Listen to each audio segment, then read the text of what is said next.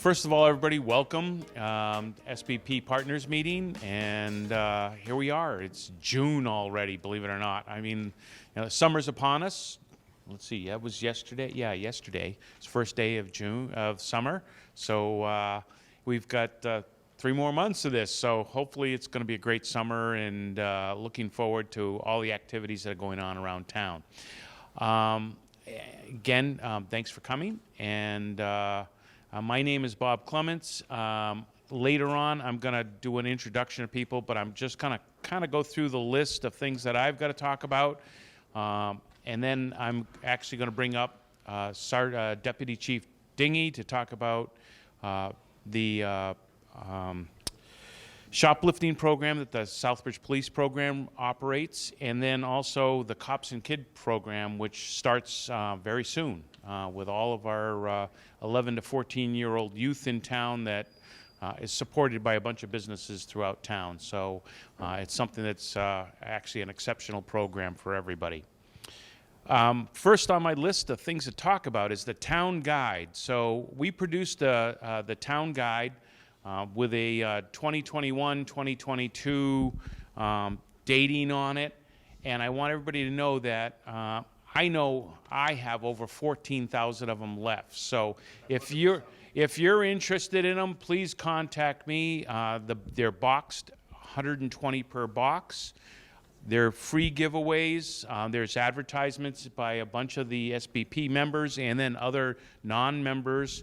And it's something to have that basically talks about Southbridge. So all the things that happen in and around town is in that guide. And it's our little guidebook. It's our little publication, actually, produced by Southbridge Business Partnership. So if you'd like them, get in touch with me or Elvis, Lisa, Karen, anybody that you know that's on the board. I will manage to get boxes over to you. So, all right. Next thing is that, I don't know if you've noticed, but at this point I've put up 5 wind signs around town. This is our advertising program that Southbridge Business Partnership has. It's a independent program for us to advertise things that are going on around town. Interestingly enough, I've made offers to a couple different people that are asking for advertising venues, one of them being Trinity Catholic Academy, that was looking for some place to put up information about their registration for next fall's school classes, and actually their golf tournament. There's one of the signs that's got the golf tournament in it.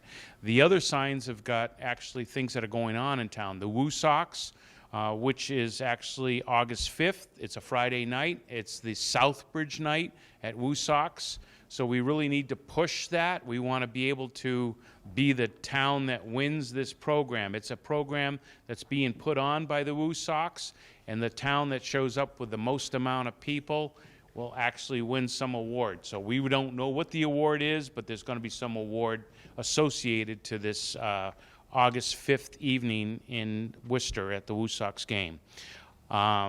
So our website has more details on it. If you want to go there, you can click through and you can actually sign up for tickets through our sbpartnership.org website.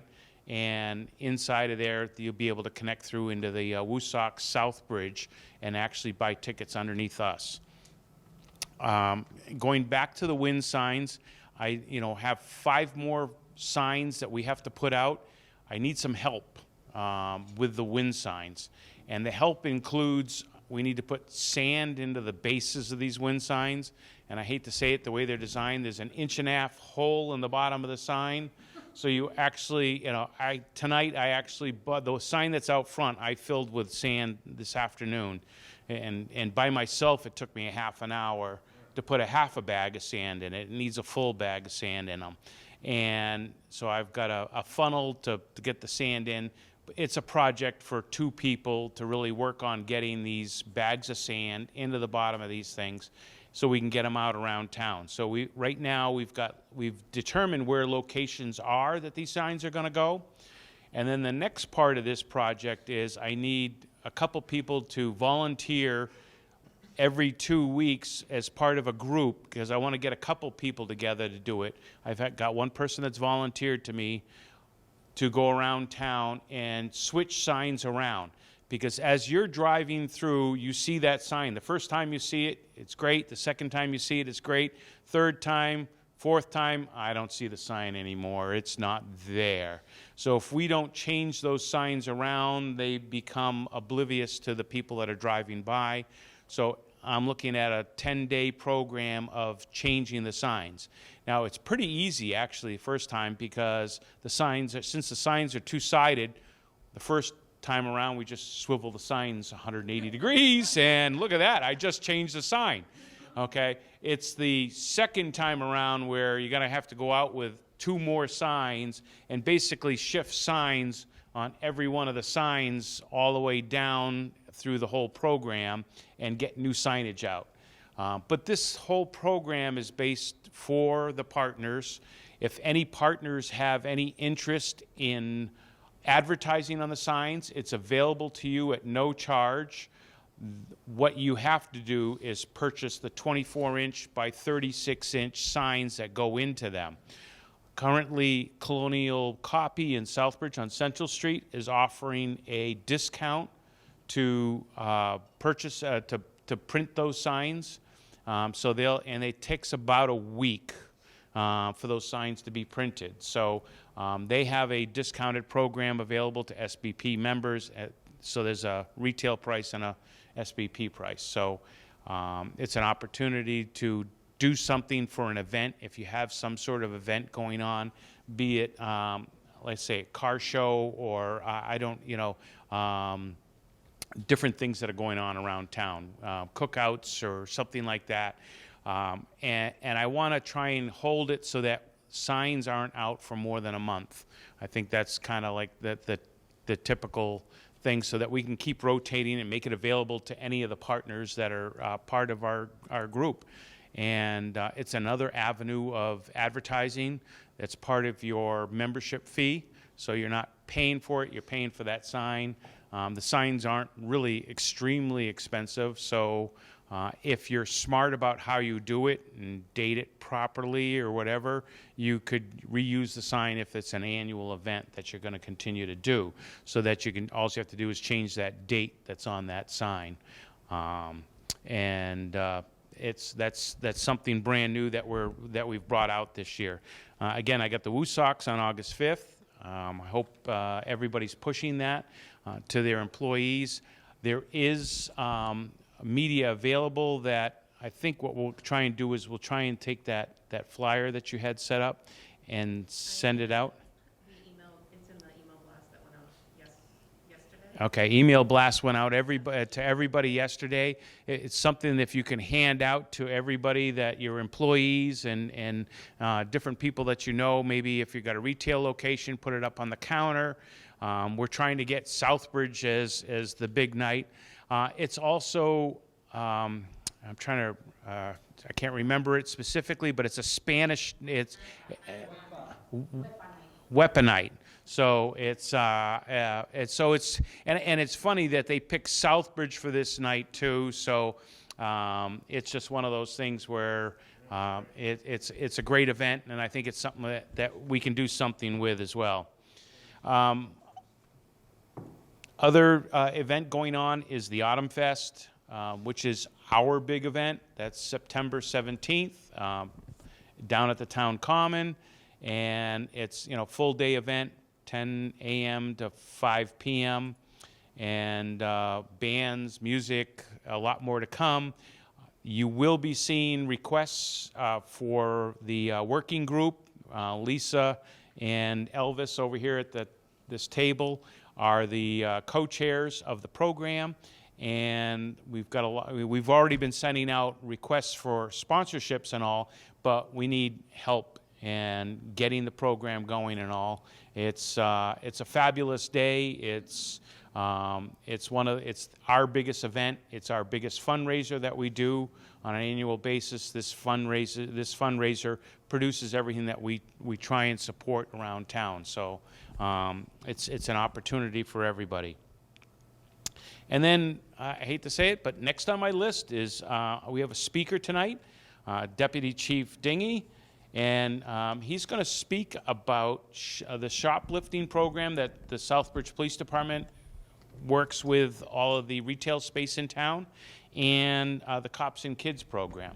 I just want to say, I think we have an early conference call, so I was wondering if I could just... Okay, wait a minute. Yeah, all right. I'll get Dick in because there's another thing going on. So the optical museum. So I'm gonna hand you the mic so you can speak. You don't have to. You can stand up. I just mostly wanted to intervene to say I have a special guest here tonight who's from Zeiss, who sponsors the Optical Heritage Museum at 12 Crane Street. I think he has the prize for coming the furthest. It's Adelaide, Australia. He's here for 2 weeks. And my boss, also Karen Roberts, will be here on Sunday. We're doing some things I'd like him to talk briefly about, but I'm excited by the future of the museum. But one thing I want to point out immediately for the partnership, I purchased, sponsoring by the museum, 3 banners, and the first one went up tonight. There are 3. One of them is on Central Street, and it was printed at Central Copy. We like to give local business. It's all right. It's Colonial, whatever, Central. Sorry. But I'm thrilled. What I'd like the partnership to consider is either empty storefronts or maybe businesses that are in existence. But I'd like to help coordinate other windows in town. Here are 3 examples. There's going to be the JFK, there's Tom Lapierre, an artist, and there's the 1925 picture of the Rotary. And I think that's better than paper bags in a window. But what I'd like to do is get, and we talked about it at the board, we'll see, other people to pay for other windows and arrange it. So just one went up tonight. I just saw it briefly, but I'd just like to point that out. But if you don't mind, I'd just like to introduce Darius to say a few words because he's from, and we might have to bow out a little early. But Well, I need that microphone. well, except that it's being recorded. on camera, so It's being recorded. Hello. Here we go. Guess I'll stand around here then. Thank you for having me. Lovely to meet you all. Yes, so as Dick's mentioned, we're just here. I'm here working with the museum. I work with Carl Zeiss over in Adelaide, Australia. Yes, it's quite a trip to come out here, but it's always worth it because I really enjoy this part of the world. It's quite a lovely part. So I know Dick's alluded to it, but we've got a lot of really interesting things happening at the museum, and especially hearing about all the exciting developments that's going to go on nearby. It's a really exciting time. So plenty of things like revamping it, maybe looking at some new displays, just freshening it up a little bit. But yeah, it's because we understand how important it is with this community and how it's got a huge tie-in with all the history around here as well. So yeah, it's something that we're doing and working on from the other side of the world. So it's actually quite wonderful. But the other thing as well, which is it's always challenging to coordinate all of our activities, especially from Australia. So if this guy starts playing up, you need to let me know. All right? All right, thank you. So apologies for interrupting. All right, no problem, Darius. Thank you very much. So you can show Karen. Okay, thanks. All right, thank you, everyone. All right, have a great evening. So again, introducing Deputy Chief Dingy to talk about shoplifting and the Cops and Kids program. Thank you for inviting me here. I just need a little. Usually I have this big PowerPoint presentation with, bells and whistles, and you'll probably shed a tear afterwards when I'm done, but there's no PowerPoint, so I got the flash drive in here. So I'm just going to have to shoot from the hip, okay? I've known Bob for a long time, and I thank you guys here for having me here. There's 2 things I want to talk about. First of all, that magazine you published, if some of you don't know, they're doing a lot of police academy classes at the Southbridge Hotel, and we're trying to draw the entire state for that to be like the headquarters for training for police, which is great for Southbridge. I guess I'm part of that magazine because every time I go to class, all the guys are like, oh, look who's in there. So people do read it, so it's great to have it. Make sure the hotel has a lot of copies. We'll take some at the PD as well because it's a good source. It makes Southbridge look like Southbridge is supposed to be, right? It's a good publications, and that's what you want people to read. Let me ask this question. How many retail stores do I have here, or retailers? Okay, so I'm briefly gonna start off with what we started probably pre-COVID, and it's kind of, we haven't had much participation yet after COVID, and I just want to rebirth this program. It's basically a shoplifting initiative program that we started. What in law enforcement we do is you either a soft target or a hard target. You know, if people find soft targets, they keep taking advantage of you, even with you know, scams and things of that nature. So shoplifting was a problem in Southbridge because there was nobody's prosecuting, people don't do trespassing orders or anything of that nature. So if I just get a little smack in the hand, I keep coming back and stealing, and it becomes problematic for store owners. So what I started probably 4 or 5 years ago was we actually post this sign, and I'll pass them out if you want one, you know, that you post in your store and say, we prosecute shoplifters. And this goes a long way because now if I go to CVS and I steal something and I know that they caught me and they just let me walk out with it or they didn't call the police, guess what the word is? Hey, go to CVS, they ain't gonna prosecute you, you know? So now if same store, let's use CVS, calls the police, I get arrested for shoplifting, now people are saying, don't go there, you're gonna get arrested. I don't know what the courts are gonna do, if they're gonna dismiss there, but the hassle of the entire arrest and you getting punished and you going to court and they going on your record is probably enough to deter you from coming back to CVS. So we take it a step further here.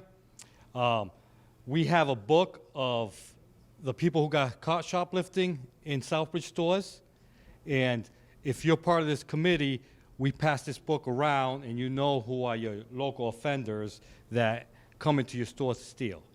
And I had a whole PowerPoint on this, and if I had a whole commercial, if you act in the next 10 seconds, we'll give you extra cards laminated.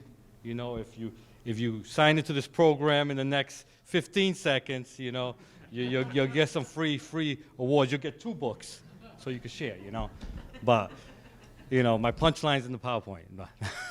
So if I want to reinitiate this committee, and we have meetings, and you have basically, as well, you have what's called, I don't know if you guys are familiar with GroupMe.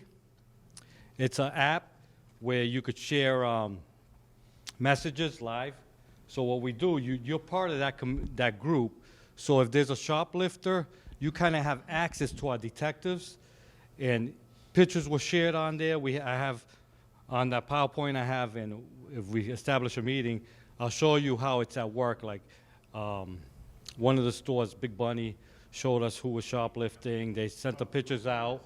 We didn't know who they were. We were able to ID the people through GroupMe, and then prosecute them. One step further program beyond that, one other tool we use is we do a no trespass.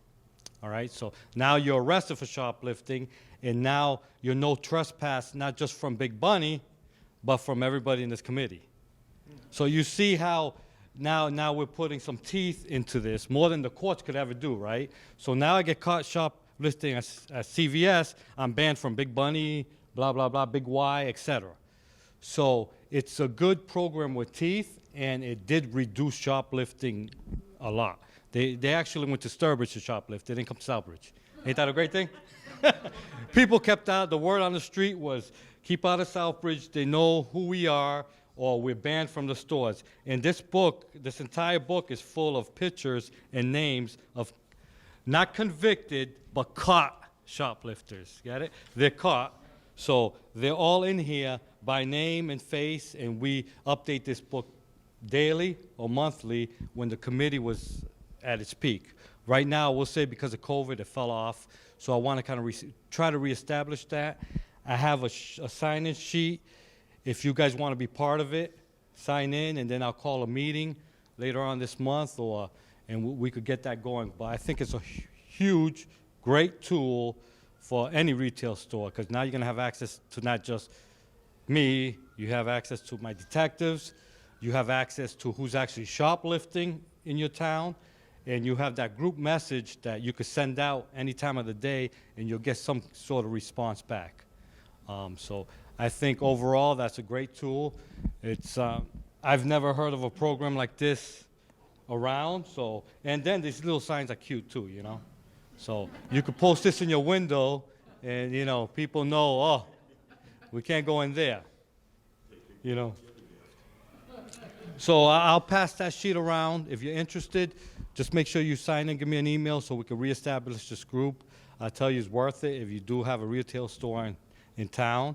If anything, it keeps you informed, right, of what's going on.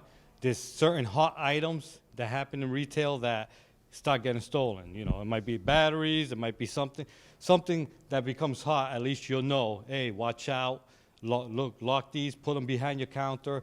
People are attacking these things for now. They're valued a lot more. So, yeah, baby formula, who knows, right? Baby formula, just every month is something different, you know? Gas, right? Maybe, no. But to that point, it's a great tool. So before you leave, if you're interested, make sure I get your name. Actually, I could give you cards if you're interested too. Yes? Can I just sing your praises? This is the first time I've heard of the program, and obviously working for the town, we pay through the block grant for things like code enforcement, because we want to go after all of those absentee landlords that are causing blight and derelict properties to deteriorate. I feel like if you're doing whatever you can within your power to prevent any kind of crime in the downtown, we're working, as much as we can to be able to be effective locally. We don't have to wait for the state to change policies or prosecutors to be doing their jobs, right? It's like that three-legged chair. You know, you can't get it to stand, right? So everybody has to work together. I'm big with that, even with my cops and kids. It takes a village to raise a kid. So Robert Peel was big on, the police is the public. The public is the police. So even if I want to stop those petty crimes and the retailers, oh, that's too much work, I don't want to go to court, don't charge them.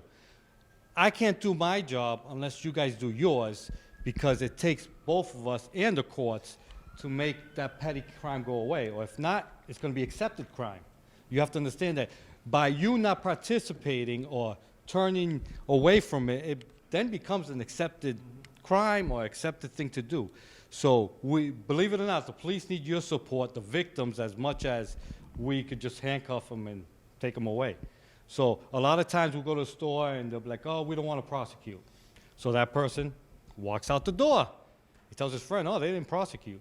So now, truthfully, even my police officers, this is some kind of a burden to them, right? They have to come to the store, arrest somebody, maybe for a $10, $20 item, go through the whole process, take somebody off the street, and it's a whole process where I lose a cop to do this, but I'm willing to, because I believe that petty crime will lead to much more if we allow it.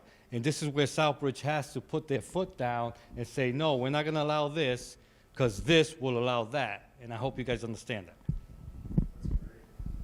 Any questions on the shoplifting initiative? So I don't know if you know this off the top of your head. Hope's Treasures, is that? Mm-hmm. I think they were. Yeah. Yes. I think they had the sign up. If I'm a candidate, but I think I do have a list there. We could double check. But I do want to reinitiate this, and it's kind of the PD's fault. I'm going to blame on COVID. We had other things to worry about, right? That I'm worrying about filling my shifts, and so. But the thing that they carried on, everybody knows that. Oh, it's shoplifting. The deputy chief wants him arrested. So I've seen that the arrests have been still made. It's just the committee hasn't been meeting. What I started with. Jasmine's here. She's part of the committee too. I don't know. We started a substance abuse prevention committee years ago, 2015, and we've done a lot for the town. We've brought speakers in, and it was because of opioid deaths that were happening in town. And one thing we brought from that program is a tip 411 line for the PD. And I'll tell you, the tip 411 line is pretty good, because It solved robberies for us. It solved a lot of things. Things that people are scared to call the police for, they just go on their phone, smartphone, and give us a hint. Even if it's a party happening, we've gotten stuff like unregistered vehicles, loud music on there. We've gotten a lot of things. Unfortunately, we got I'm going to kill myself, and that's tough. But this is all anonymous. So when you sign up, we don't know where it's coming from, and we can't. It's bounced off. The company that does it won't release the information. However, we have an active conversation with you. We don't lose you. So I could respond to you, and it responds back, so I could ask you questions. Okay, you just saw this. What did the kid look like? He had black hair, red pants on. He was 5'6". So we could get more details that you don't. So it's actually an awesome tool for us, and I wish more people signed up. So even if you take a couple of these cards and give them out, and one thing we started doing is alerts on them too. So I could do alerts, like say there is a crime, and unfortunately we're running behind yards. We'll say, hey, Charlton Street, we have it locked down, stay in your house, we're chasing somebody. Or something simple, there's an accident on Main Street, avoid Main Street. There's a water main break on South Street, which just happened last week. This weekend, avoid South Street. That's nice to get when you're driving. So this is instant. The more people we get on it, the more we'll use it, because we know we have a larger crowd. I really don't know how many people are actually signed up, but it's actually an app, and it says Southbridge Police. It actually makes us look so professional. I love it. We got it's an iPhone app. Imagine that. We have an iPhone app. Wow. Southbridge is going places, see? iPhone app, right on your iPhone. Wow. We do Androids too, if you're unfortunate to have an Android. No, just kidding.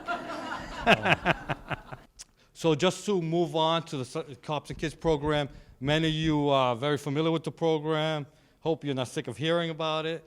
But the program, I'm passionate for it because when I was a child, I grew up in the 600 block, so I had my views of police.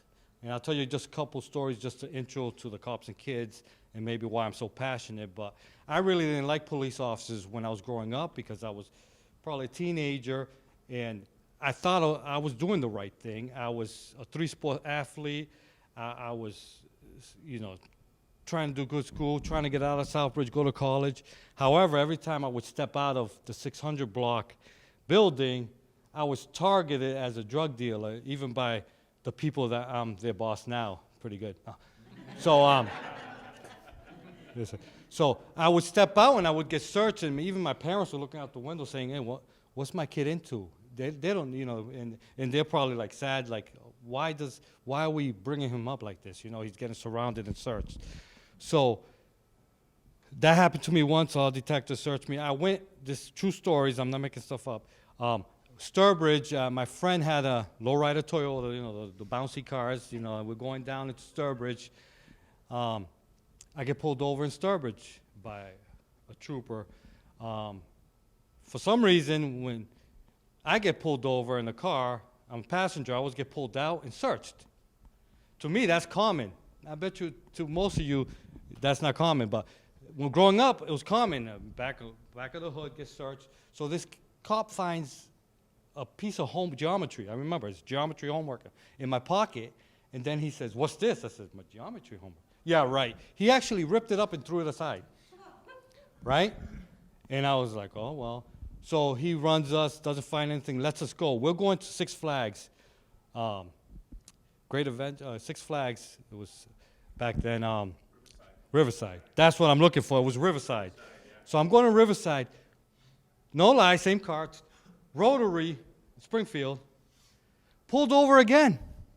And we're like, the reason he got pulled over is that he saw the cop at the Rotary, and he's in the Rotary. He stopped and let the cop go, And the cop's like, no, and then he pulled us over. So at that point, guess what? We get pulled out of the car again. This time, my friend gets arrested. So I'm 14 at the 14, 15. He's older. He's about 17, 18. I think he was 18. So he gets arrested for a warrant under his name. Okay, they tow the car. The cop leaves me there. I'm in the middle of Springfield. I'm 14 years old, and I'm petrified to call my parents, right? Because they're going to think I'm up to no good. So I don't know what to do. Now he leaves me like in this middle of the rotary. I happen to have to walk to 3 precincts to finally find them. I find them. They released them. Wrong name. It didn't match up. And he happened to have money. We took the bus back because they wouldn't give him his car back or anything. So, I should have pled the fifth, but my parents are going to find out now. My parents don't know still, right? Because I'm petrified. I'm supposed to be at Six Flags, not around Springfield looking for that. So I tell you the story because now I'm trying to set the level at what I think about police now, right? I'm like, I don't want to be a police officer. Then what happens in my life, I meet my wife that I'm married to now, and it's very odd for police officers to have, one wife. No, it's kidding. Couple divorces, let's be honest. No, it's kidding. So, stand-up comedy here. No, but my first wife, she actually went into the city hall in Worcester because I was going to Worcester State at the time and got me the application, said, I think you'll be a good police officer. And I'm like, oh, yeah, all right. I don't like police officers. I became a police officer. I took the test. I scored very high. I was number 2 candidate, and they hired me. And I never forgot how I felt by how those police officers treated me. So immediately, I wanted to break down those walls. If I could just share one more story, because it's important. Officer Rosa and Officer Marcucci, 15 years old again. I get a knock at the back door. Thank God my parents are sleeping in the front. My sister opens the door, and 2 cops are there, and she comes to my room. 2 cops are looking for you. And I'm like, okay. And they all go back to sleep, so I'm there with 2 cops in my kitchen. So I'm like, what's going on? He was like, oh, we got a report of a B&E into a motor vehicle on Sale Street. And your math teacher said it was you. She saw you. So I'm going to tell you right here. So they have probably enough to arrest me. They have an eyewitness saying they know me. She's actually a teacher of mine that Jose Dingy stole this radio from this car. So right there, I wouldn't be here probably if I had that on my record. And it'll be hard for me to disprove that, right? So at that point, Rosa looks, he's like, basically, this kid looked like he's been sleeping for the last 3 hours. And I know him. He's a good kid. He wouldn't do that. So they're talking back and forth, and I was like, no, I've been home. And my little brother comes out. He's a cop now. He's a detective sergeant. He's like, yeah, he's been here, So they decide not to arrest me or pursue that eyewitness complaint. If they did, I would not be here. So I remember that too, but it's funny. I went back to school the next day. I really didn't know who the teacher was, but she gave herself away and said, oh, I'm surprised you're in school today. So I was like, that wasn't me, And, oh, it looked like you. So she could have ruined my life, and I would not even be in this if I got charged. Because I probably, even the lawyers would say, hey, just take the guilty and move on. But thank God they didn't look under the bed. No, just kidding. Just kidding. Just to break, I don't want anybody crying. So thank God he trusted me enough and knew I wasn't that type of kid and let me go, because maybe 2 other officers would have said, it's just easier, let's arrest him. Ruined me. He gave me the benefit of the doubt, and they did search my room, so a little more benefit. Right? They couldn't find anything, so. But I always remember those stories when I came into law enforcement. So right away, Officer Rosa was doing the Cops and Kids dances at night. He was doing basketball programs, so he took me under his wing, and I wanted to do a little more with the Cops and Kids program. So early off, we were like, hey, we should do a summer program. We should do a lot more than that. And at that point, Senator Moore, I was close with Senator Moore. He was like, Jose, I could probably get you some grant money. And we were able to secure like a 3-year grant to do an after-school program at the Armory. So that was kind of the birth of the Cops and Kids program with Project Bread as well. Project Bread, it's a a program that feeds kids, and they look to feed hungry communities, and Southbridge is a hungry community.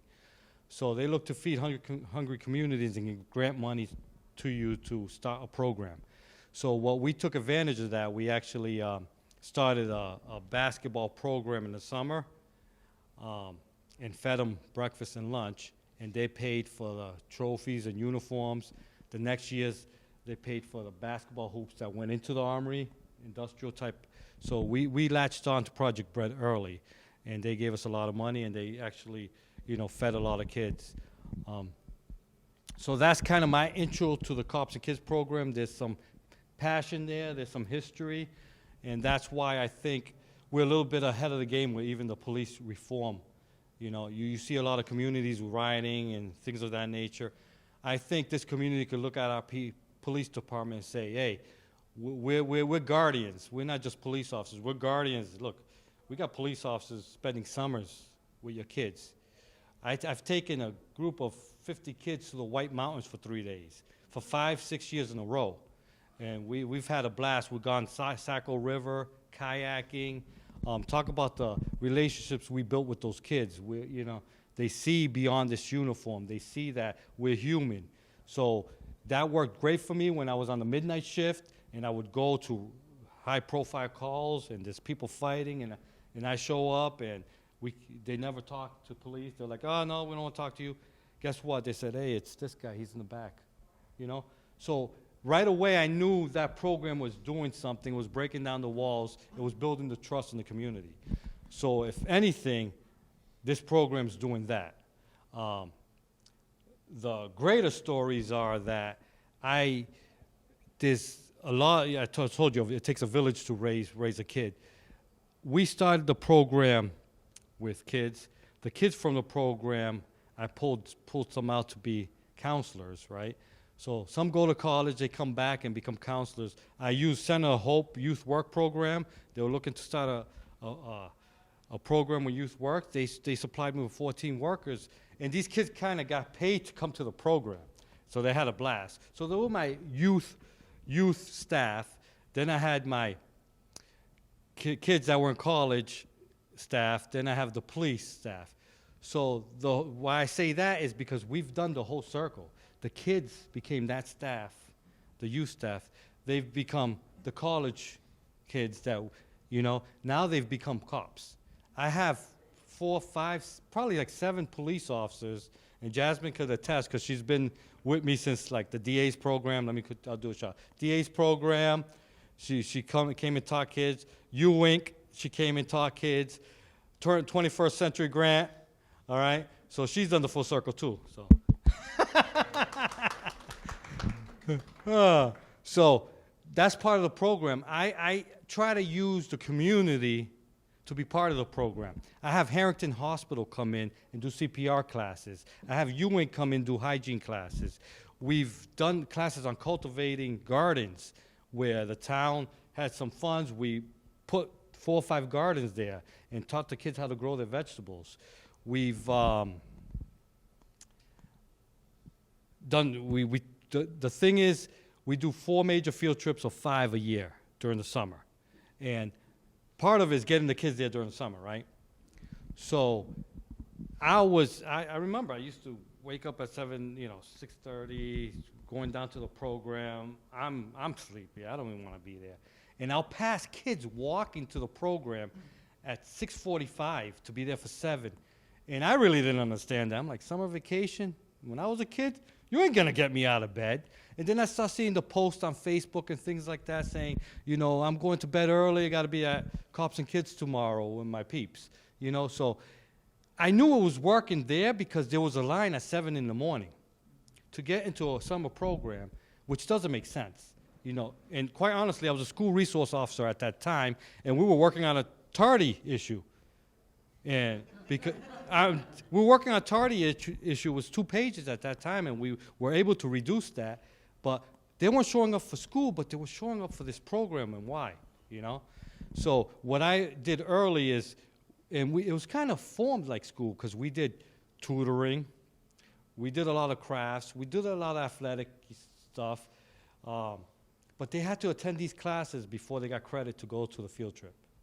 So the field trip will be on Thursday, and then if they had enough credits, they could go Six Flags with 100 other friends. Think about that. It's fun, you know. Brownstone, the White Mountains. We've gone to the State House, Frog Pond there. We've hung out there. We've had tours to the State House. We've gone everywhere in Massachusetts because it's been going on 25 years now. So we've been doing it for a long time. We get creative every year. We do different things, and the kids love it. And it's almost like, you know, it's part of the community. When, you know, I know new people come into this community, they talk about the Cops and Kids program, and that's great because I don't think that's in any other community, right? You can't say, oh, Cops. So the Cops and Kids program has become part of the community, and just a history of it, we've been self-sufficient from day one with the grants, no town money. Later on, I'll tell you, Denise Clemens and Monique Manor were huge in pushing me to fundraise because I wasn't there yet. I was a lot of grants, but we got a lot of grant money. So we finally did our big fundraiser. It was like the Roaring 20s, jail and bail. You had to bail me out. So we made a lot of money. Yeah, town councilors. So that started it. Then, I don't know if some of you, the car shows. We had the biggest car show in Massachusetts, or New England for the longest, at the airport. I did 5 years, but just got too wearing because it was something that needed a 50-man committee, and I was kind of doing it with 3 or 4 guys. We had burnouts there. We had motorcycle shows. So we raised a lot of money. We put, you know, our name on it. We have burnout shirts. It was great. So I finally did the shift to golf tournaments because at least I get to go and golf. You know, it's not like I'm putting stakes out for parking, selling tickets. So now I could raise just as much in the golf tournament if I have the sponsors. By the way, my golf tournament is August 26th at Cohasset. You'll get a flyer soon, so please consider donating. And I'll explain where your donations go in a bit. But, you know, you donate, we'll put your signs out. It really goes to a great cause. Like I said, we go to White Mountains. These kids, some kids have never even been out of Southbridge, and they're able to experience 3 days in the White Mountains, you know. And I even have a blast. It's swimming in the rivers, you know. It's a good time. We stay in a cabin. We don't stay in a five-star resort. It's just a cabin, no TV, but it brings us back, and the kids have a blast. So the funding is all fundraisers, and I do fundraisers every year to kind of fund the next year. I'll tell you, Hyde's Tools, Dexter Russell's, United Lens have always been like yearly sponsors that make my effort a lot less to fundraise because they're always there. They're the foundations of my program. They're on my shirt every year for the last 20 years. And my shirt says, together we can make a difference, and I believe together we can. So they're on there because they give me 10 grand a year, each of them, when I ask. You know, I've gone to this village from Big Bunny, and I don't want to leave anybody out, Cohasset Country Club. I go on and on. This community has been great to the Cops and Kids program when I ask for something, and I just want you to know that money is being used for great causes. You know, it's never been better to recruit from the Cops and Kids program for police officers than now. I've gotten the full circles. Those are kids that know the community. They grow up, they see what they want to do, and they go for it. And we've had plenty of police officers just from that program. So I just want to tell you it's a great effort, and I know I'm kind of out of time. So I'm going to open up to questions. I know I left a lot out. By this time in the PowerPoint, you guys will be crying, but, you know, because I'll show you the pictures. Still happening. First, kids caught their first fish in the Cops and Kids program. We go fishing. Kids have done a lot of firsts in the Cops and Kids program, and if it wasn't for that, you know, if it wasn't for the donations, they wouldn't have that. Yes, first question. How many kids do you actually get in the program on average? So we were averaging about 150 at one point. We're down to about 100. This year, we'll probably, I don't know, probably be 70. I don't know. We're recovering from COVID. And strict, regulations. Like I had to take a year off because I didn't want to, have a bad name. That we had a COVID breakout there.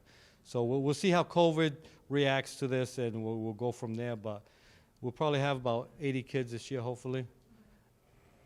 Do you continue it throughout the year? So, yeah, in the past, what I continue is we do volleyball, like on Thursday nights, or a basketball league throughout. Initially, it was like a 5-day-a-week program, and it was an after-school program when we had the major funds from the grant.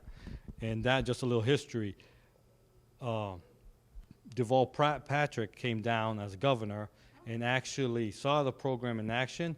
We had purchased the Armory building for $7.99, I think was the price. He saw the program in action. He sold it back to the town for $1. He said, so this history with the Cops and Kids program in the Armory, we were able to get that building for $1. Any other questions? Mailing address for donations? No. Could we utilize any of the kids, like volunteer work, or?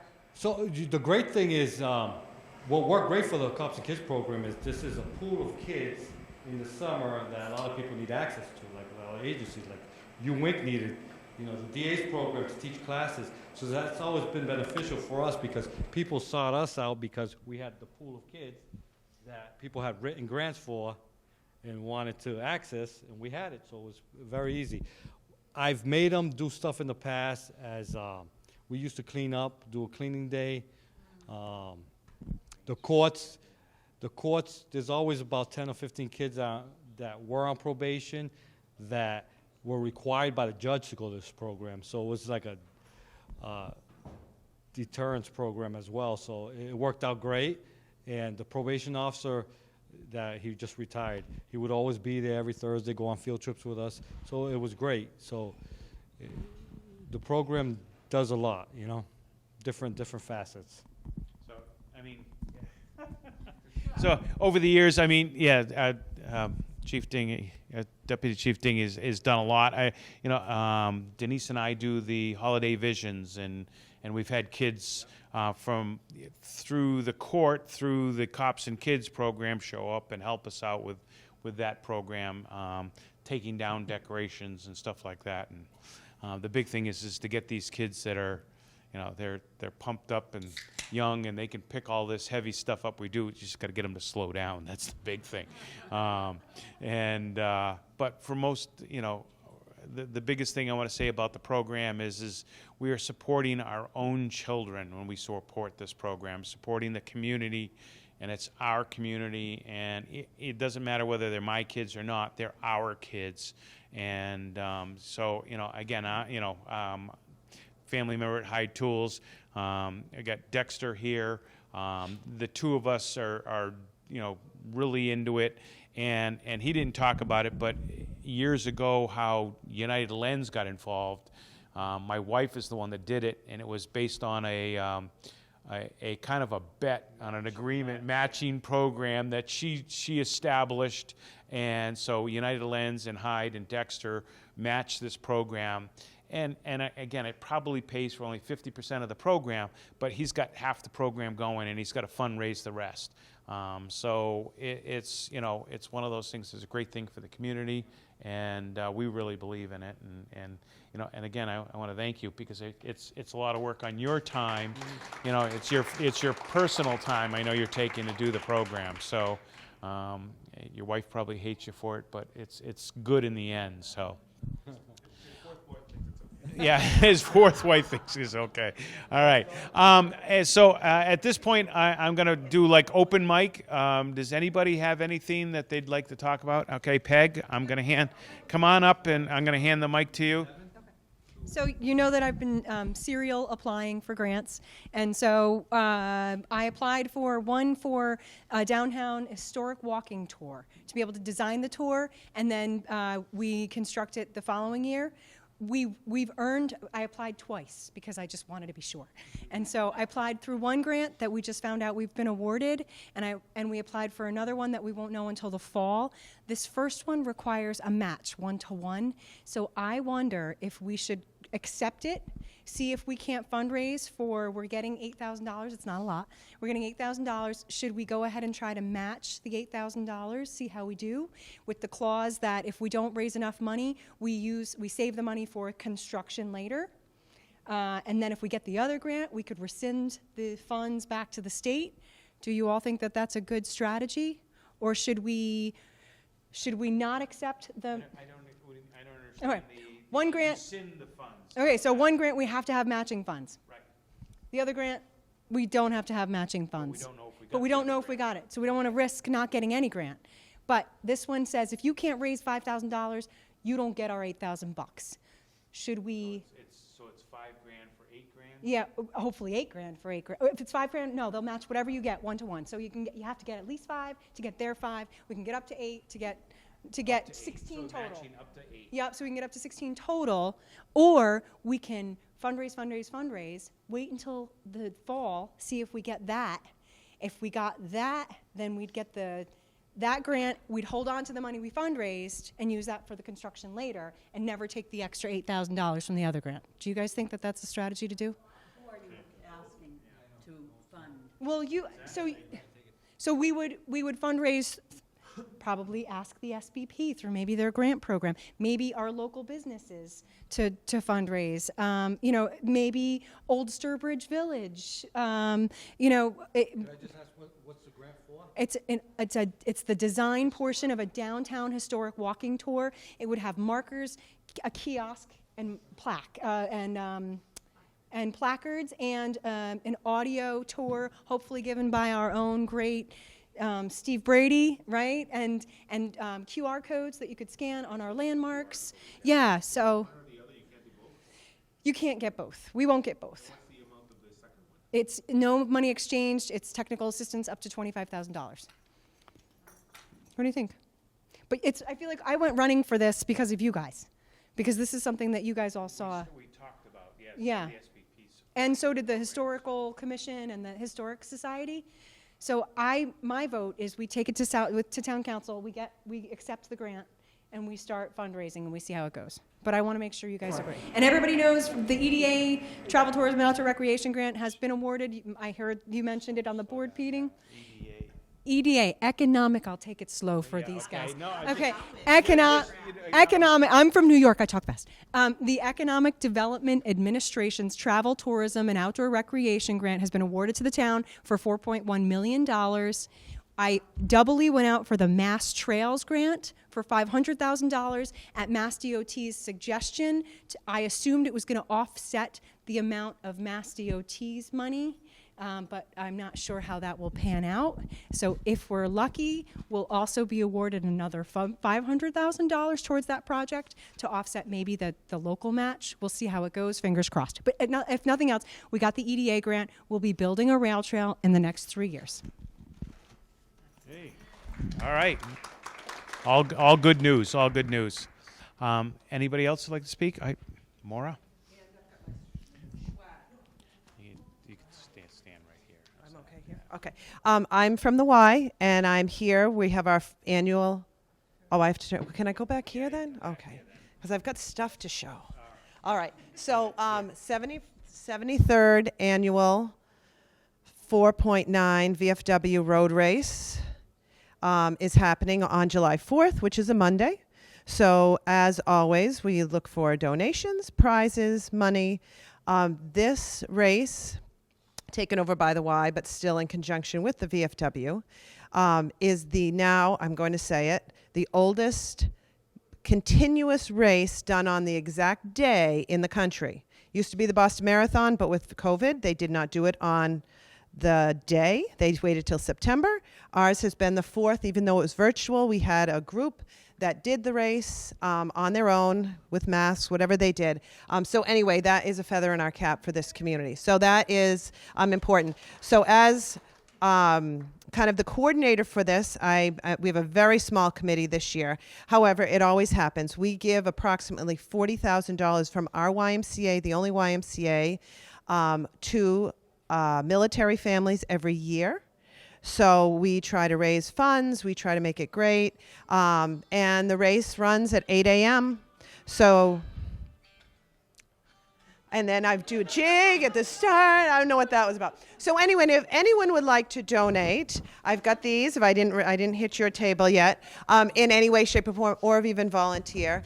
And so this is one of them. If anyone wants to make a monetary donation, I have T-shirts I'll give you. Anybody else have anything to say? Oop. Go ahead, Cindy. I just want to say we do have a golf tournament on July 30th, but and other events coming, of course. But what I mostly want to say is we're finally finished the hurdle. We will be building an ice cream shop at 54 Foster Street. You're 70 Foster Street, and we want you to know that ahead of time. So. That you'll be planning to come there when we finally get to open it. And it will be a great support for employment for our guys, but also for this community. We wanted to do it for a long time, and we finally passed all the hurdles that needed to happen with that, including with DOT. So thank you very much. All right. Can you please credit Cindy, thanks to Cindy and to the AO Museum and to McCarthy's and to Chip Norton. All of them were the reasons we got that EDA grant, because they were the economic development piece. They wrote letters of support. They're going to have to report on their numbers over the next few years, so they were integral to it. Okay, so that's all part of the EO grant, yeah? The EDA grant. Yeah. Jasmine, come on up.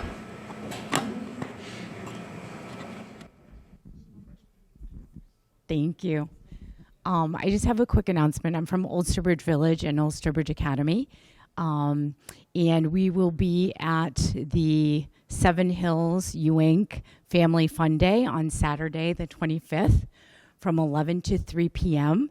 And I will be providing a family yoga session on that day. So please come and visit our table. Come to the event. It's a great event. There are so many different organizations that are part of it.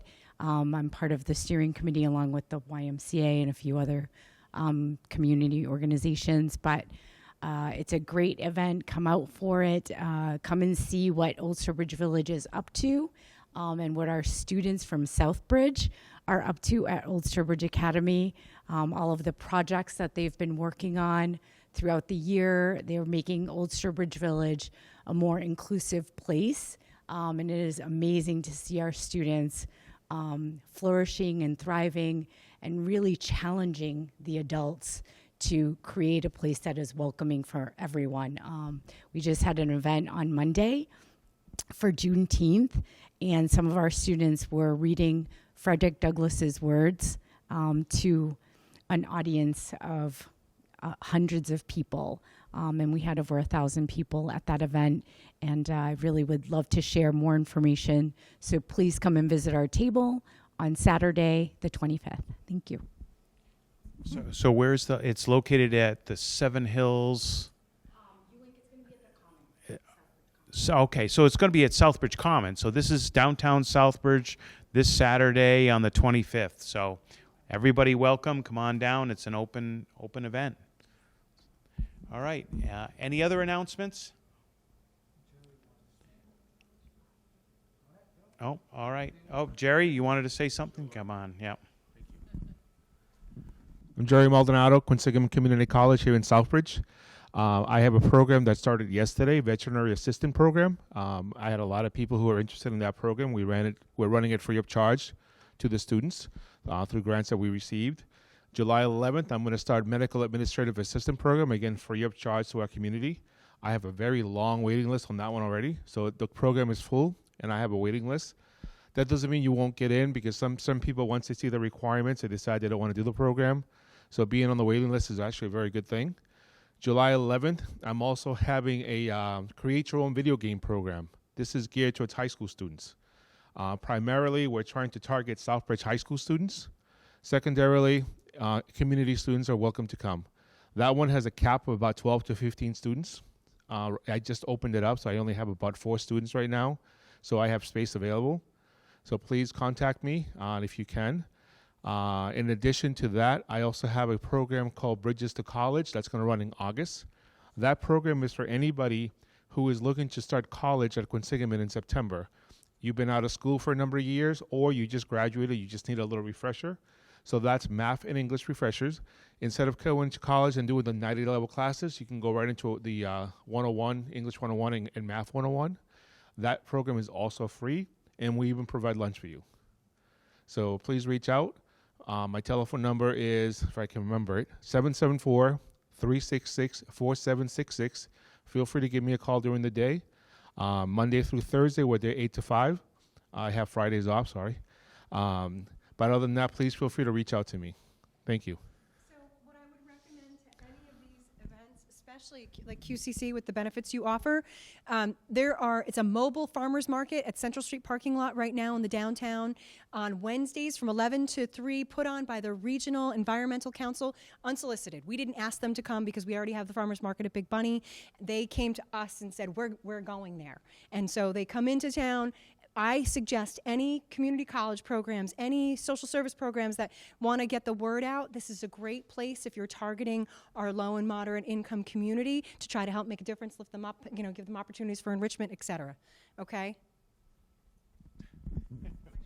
Thanks, Peg, again. So, all right. Are we finally finished here? So, yeah. All right. Thank you very much, everybody. Have a great evening. Thanks for coming tonight.